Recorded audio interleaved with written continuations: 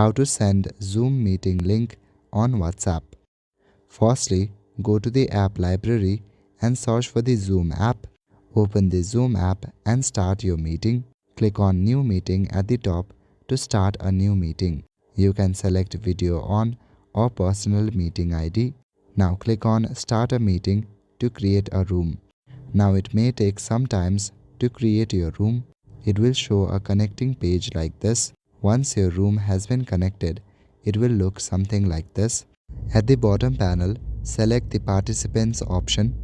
Now you will see no participants, but you should see the invite option at the bottom left corner. Click on Copy Invite Link. Once you do that, then the link will be copied. Now go to the WhatsApp app.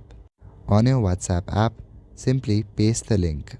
So I'm just gonna open my WhatsApp app on my device, select the chat and simply paste the link.